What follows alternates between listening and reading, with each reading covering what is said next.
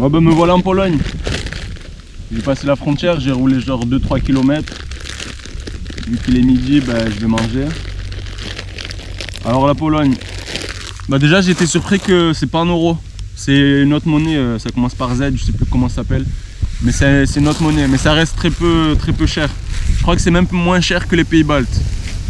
Je vous confirmerai ça en faisant quelques courses de plus, mais ça avait l'air moins cher. Mais là maintenant il faut refaire les conversions et tout, c'est chiant, j'aime pas quand c'est pas en euros. Mais bon. Du coup en Pologne, là le projet c'est quoi? Là je suis du coup dans le nord-est de la Pologne. Dans un premier temps je vais rejoindre Varsovie, qui est à 300 bornes d'ici à peu près. Du coup 3-4 jours encore. Je rejoins Varsovie, je fais une petite pause. Genre je reste 2 jours je pense là-bas, je visite un peu. C'est quand même une ville intéressante je pense. Il doit y avoir 2-3 musées intéressants sûrement sur la guerre mondiale, des trucs comme ça, c'est sûr. Du coup voilà, visiter 2-3 trucs. Et après je vais rejoindre le sud en fait, jusqu'à comment ça s'appelle, jusqu'à la Slovaquie. En fait jusqu'en Slovaquie. Et après à partir de la Slovaquie, ouais, il y aura comment ça s'appelle, il y a une chaîne de montagnes que je vais faire, sûrement je vais faire un sommet ou deux. Je crois que c'est les Carpates. On va essayer de faire le plus haut hein, bien sûr, parce que c'est pas marrant sinon. Du coup je vais essayer de faire le sommet le plus haut de la Pologne. Et après on continue direction l'Autriche. En fait la suite ça va être que de la montagne, parce que à part là le nord de la Pologne, sinon après il va y avoir le sud de la Pologne qui est montagneux, la Slovaquie qui est montagneuse, l'Autriche, la Suisse, peut-être le nord-ouest de l'Italie. Ouais, ça va être la montagne à fond, je vais mourir. La fin ça va être un truc de fou. Mais au moins ça va être bien, au moins je vais bien me donner sur la fin et avant de rentrer chez moi, et chez moi je pourrais me reposer. Du coup voilà, en gros c'est à peu près ça le programme pour la Pologne en tout cas. Varsovie, puis direction le sud. On enchaîne Slovaquie, Autriche, Suisse, peut-être Italie, peut-être pas. Et après on rentre à la maison.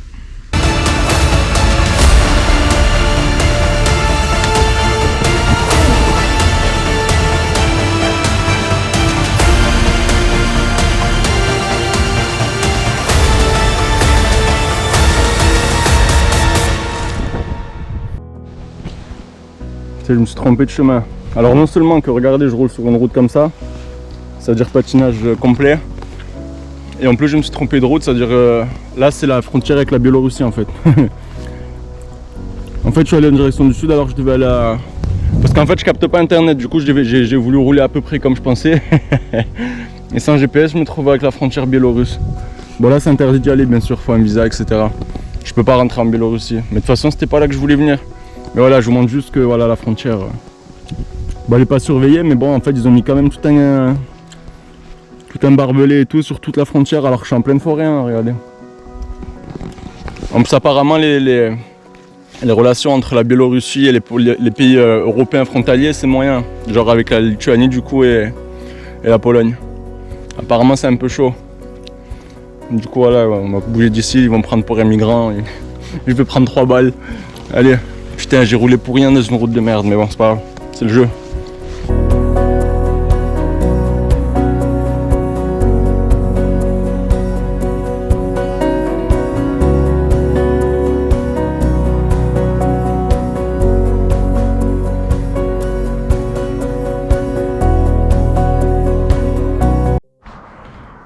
Hop là, déjà campé.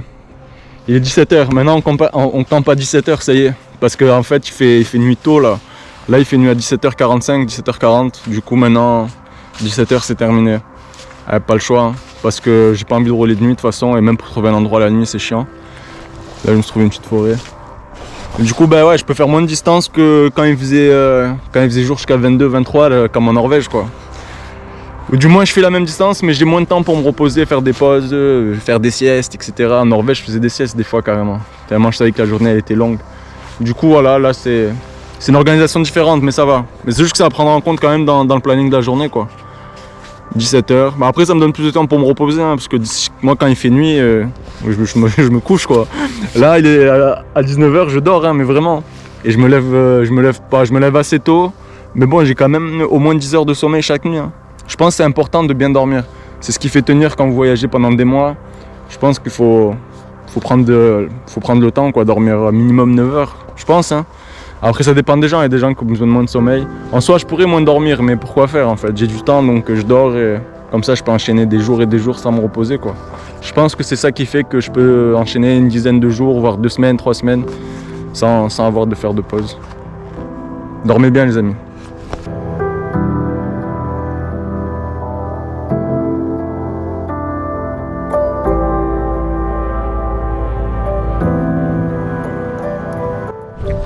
Par contre le pays a l'air très pratiquant. Il y a plein de crucifix comme ça, surtout au niveau des carrefours, etc. Vous savez, je crois que c'est un truc traditionnel qui dit que le diable se trouve dans les carrefours ou dans la croisée des chemins ou un truc comme ça. Et du coup je crois en France avant aussi il y avait des crucifix comme ça je crois. Mais on les a enlevés en France. Enfin, peut-être qu'il y en a encore de temps en temps, mais là c'est vraiment à chaque carrefour vous en trouverez. Enfin là où, de ce que j'ai vu. Du coup ils protègent du diable, hein, un problème en moins. Hein. Bon, j'ai rencontré un Polonais par hasard en vélo. Il parle pas anglais, il parle pas français, mais c'est des bars. C'est devenu mon pote, là je vais vous le montrer, il arrive. Il veut que je lui donne mon adresse. Mais genre il veut qu'on corresponde comme à l'ancienne en fait, en s'envoyant des lettres. Ah ouais, c'est des bars. Là il est allé chercher un stylo, il va arriver. Regardez là en face. Je vais lui donner mon adresse, on va discuter. What's your name? What's your name? Zied! Ja, Wiesiek. Wiesiek, I'm doing video. Wiesiek. Oh, is that? Ouais. Ah, good. No, good. No, yes. A, pś. A ja mój. Adres mój i tobie. Quoi? Ja, Elle est où ton adresse? Celle-là? No, nie, Ah. no.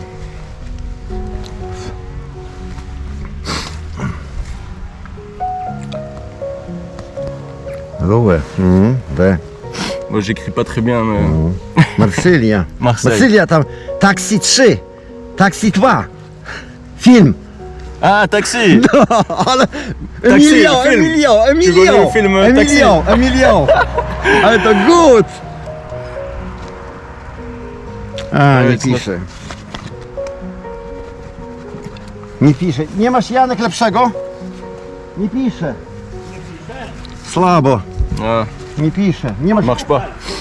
Pochuchać. Ah, on dirait pas hein. A, nie masz lepszego, Janek?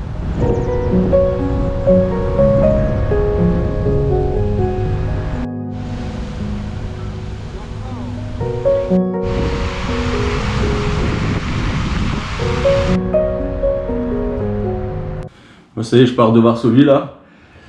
Franchement, c'était une ville sympa, j'ai bien aimé. Pour une grande ville, c'est agréable à visiter, ça va. En plus, il y a des pistes cyclables. On peut faire du vélo à peu près partout. Les gens font beaucoup de vélo ici, je pensais pas non plus, mais... En plus, la météo est bonne. Ça, c'est une bonne surprise parce que là, on est quand même, quoi, on est le 8 octobre. Et il fait encore bien chaud, donc j'espère que ça va durer, surtout que je vais attaquer la montagne là. Parce que bon, ouais, suite des événements là, du coup, je pars là. Et je pars direction le sud. Je crois que je vous l'avais déjà dit, je pars direction la Slovaquie. Et en fait, je vais faire le sommet le plus haut de Pologne, mais pour le faire, il faut passer en Slovaquie. Parce qu'en fait, le sommet, il est à la frontière entre la Slovaquie et la Pologne. Et en fait, la route pour y aller, c'est via la Slovaquie. Donc, je crois qu'il y a une route depuis la Pologne, mais moi, ça m'arrange plus de passer en Slovaquie puis revenir faire le sommet, en fait. Du coup, je passe en Slovaquie, je me rapproche du sommet au maximum, je laisse le vélo, je pars faire ma rando et tout. Je crois que c'est une rando de 19 km ou un truc comme ça, j'ai cru voir sur internet, à partir de la Slovaquie. Bref, du coup, voilà, je fais le sommet polonais, et après je repars, je continue ma route. Du coup, j'espère que la météo sera avec moi, et puis voilà, et après, ça va le faire. Hein. Voilà, ça c'est ce qui va se suivre dans les prochains jours. Et normalement, je sais pas si vous vous souvenez, au Danemark, quand je passe au Danemark, il y avait quelqu'un avec moi, un autre cycliste. En fait, lui aussi, il a voyagé un peu de son côté. Arthur, je vous l'avais déjà montré, ça fait longtemps. Et en fait, lui, il a fait à peu près le même trajet que moi de son côté. À sa manière, hein, on n'a pas fait la même route, on n'a pas fait les mêmes choses, etc. Mais là, actuellement, il est vers Cracovie, en fait. Et moi, je vais y être dans 3 jours. Et du coup, on a parlé un petit peu, et là, je dois le rejoindre là-bas, et après, on fait un bout de chemin ensemble. Je sais pas s'il va venir avec moi faire le sommet ou pas. Mais dans tous les cas, on va faire peut-être un jour ou deux ensemble, ça peut être sympa. Par contre, regardez ce ciel. Et c'est comme ça tous les jours. En fait, je me suis renseigné et apparemment ici en Pologne, ils appellent ça l'automne doré en gros en français. Et en fait, ils ont des automnes hyper doux. En fait, l'automne en Pologne, il fait vraiment bon et ils ont un hiver brutal qui arrive d'un coup. Du coup, en fait, je suis là au bon moment. Parce que là, leur automne, il est vraiment incroyable. Dites-vous qu'il fait meilleur ici en octobre, du coup en Pologne en octobre, qu'en Norvège en août quoi. En Norvège en août il faisait beaucoup plus moche que ça. Regardez là, ça fait quelques jours j'ai ça. Tellement je suis allé voir sur internet parce que je trouvais ça bizarre. Ils appellent ça l'automne doré, c'est ouf hein. Donc on va en profiter. Là j'ai regardé même tous les jours à venir, ben, c'est soleil. Après il fait pas très froid, pas très chaud quoi, il fait 11-12 degrés. Mais ça suffit largement, s'il pleut pas moi ça me va. 11-12 degrés avec le soleil. Et du coup là je me dirais toujours vers Cracovie au fait hein. Je suis parti de Varsovie, là ça fait 2 jours que je roule. Il y a des pistes cyclables. On est bien. Il fait beau. Franchement là tout va bien. C'est vrai qu'il fait beau. Ça c'est pas un problème. Par contre, le souci qui commence à arriver c'est qu'il fait il fait nuit de plus en plus tôt. Genre là il fait nuit à 17h40 ou 45, un truc comme ça. Du coup mes journées sont plus courtes et je peux faire moins de distance. Ouais ça c'est assez chiant mais bon ça va. J'arrive quand même à faire mes 100 km, etc. Mais c'est juste que je fais moins de pauses et j'ai moins le temps de rien foutre en fait. Si je veux faire 100 bornes par exemple, après rien ne m'oblige à faire 100 bornes. Mais si j'ai envie de faire une bonne journée, ben, j'ai moins le temps quoi. Ou alors il faut se lever vraiment tôt le matin. Mais ça va, ça reste faisable.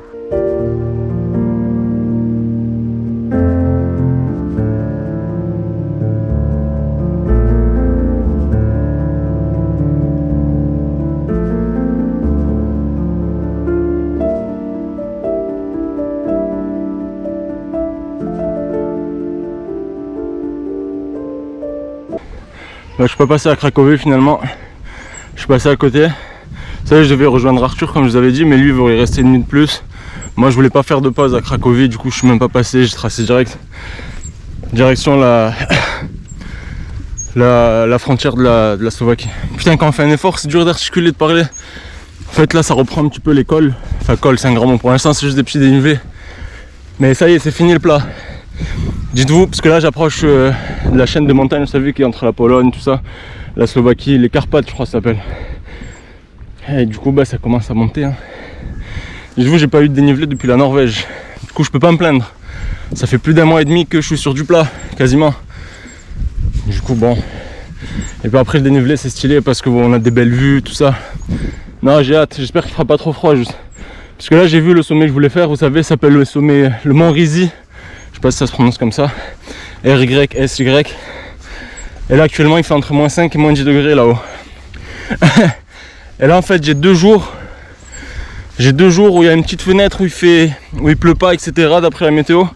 Et c'est pour ça que j'essaie d'être là-bas pendant cette fenêtre là en fait. Parce que j'ai vu à partir de vendredi, là on est lundi. Il me reste encore 2 jours au moins pour arriver là-bas. Du coup je vais essayer de le faire pour jeudi je pense. Parce qu'à partir de vendredi il fait que pleuvoir. Vendredi, samedi, dimanche. Et après au-delà de toute façon c'est trop loin, il faut que j'arrive. Faut que j'arrive pour jeudi. Peut-être mercredi si j'ai envoyé. Mais bon, j'ai vu que le dénivelé allait commencer donc pour jeudi, on va parler pendant qu'on monte, ça pique. Enfin voilà, de toute façon demain je passe en Slovaquie. Et puis direction le sommet quoi. En fait comme je l'ai dit, le sommet il est en Pologne. Mais on y accepte depuis la Slovaquie parce qu'il est à la frontière. Du coup il faut aller en Slovaquie puis monter. La rando elle fait 19 km je crois, aller-retour. Du coup on va voir comment je m'organise, mais dans tous les cas il faut que j'aille en Slovaquie déjà. C'est quoi ce genre de panneau là? Ça devrait être interdit, 17%. Regardez, je transpire depuis tout à l'heure, je monte. Bah il fait beau là, c'est bientôt le coucher de soleil. De toute façon je vais rouler un peu, je vais trouver une place là, je pense dans cette forêt. On va camper là pour ce soir. Puis il y a 17%, pourquoi ça existe ça? Ça c'est ce que je déteste faire. Préparer l'emplacement pour la tente. En fait le truc c'est qu'au début j'avais un matelas qui était fonctionnel en fait. Du coup je m'en foutais qu'il y avait des petits trucs en dessous de moi. Mais en fait mon matelas je l'ai crevé. Là ça fait depuis la Norvège en fait qu'il est crevé. Je vous en ai pas parlé mais j'ai un matelas crevé depuis la Norvège. Du coup ça sert quand même d'isolant pour le sol. Mais voilà, si j'enlève pas tous les bouts de bois, les pommes de pin, ça, des trucs comme ça, c'est le pire truc ça. Ne mettez jamais votre tente sous des trucs comme ça, c'est un conseil, si vous voulez bien dormir bien sûr. Parce que j'en ai déjà fait les frais, hein, le truc dans le dos, vous croyez que c'est rien, mais ça c'est comme un caillou en fait. Sous le dos c'est horrible. Et voilà, vu que j'ai pas envie d'acheter un autre matelas, vu qu'il me reste quoi, il me reste peut-être 1 mois là jusqu'à rentrer en France. Du coup on va finir avec celui-là, hein. Juste à bien ratisser le terrain, c'est chiant mais bon. Si je veux passer une bonne nuit, pas le choix. Ah là là.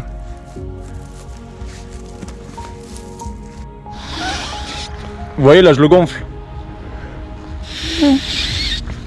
Là il est gonflé. Et encore, il est jamais aussi tendu que quand il était avant d'être percé en fait. Là je vais le mettre dans la tente et au moment de dormir il sera à plat en fait. Et ça prend pas longtemps, hein. Ça dure même quand je dors dessus, des fois je me sens mal, je le regonfle. Au bout de 3-4 minutes il est à plat. Mais bon, ça me fait quand même une mini couche et puis ça isole du froid, mais bon. C'est ma faute, hein, j'en ai pas pris soin. Des fois je le mettais n'importe où sur des trucs où il y avait des débris, etc. Et ben, du coup il a dû se percer. Mais c'est une micro, ça doit être un micro trou. En France, je pense que je vais le mettre dans de l'eau, je vais essayer de mettre une rustine ou un truc comme ça. Parce qu'il coûte quand même 120 ou 130 balles hein, ce truc. Pas envie de le jeter. Hein. Sinon il est confortable, mais pas quand il est percé. Bon là je quitte la Pologne. Je suis à 30-35 bornes, un truc comme ça.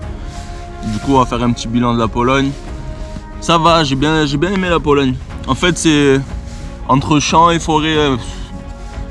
On passe du champ à la forêt très rapidement. Les gens sont sympas. Malgré ma tête, parce que la Pologne on m'a dit fais gaffe, les gens sont racistes et tout.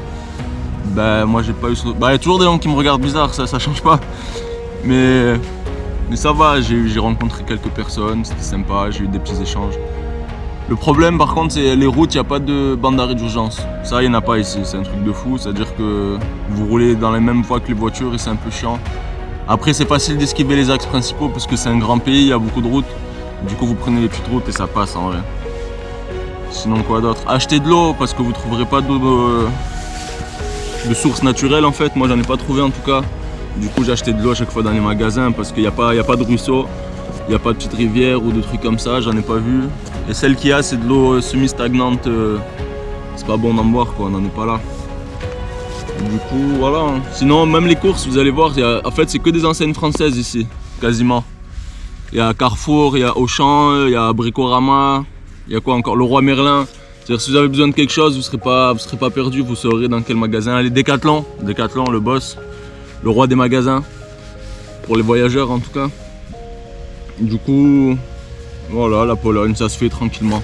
Varsovie c'était sympa, et puis voilà.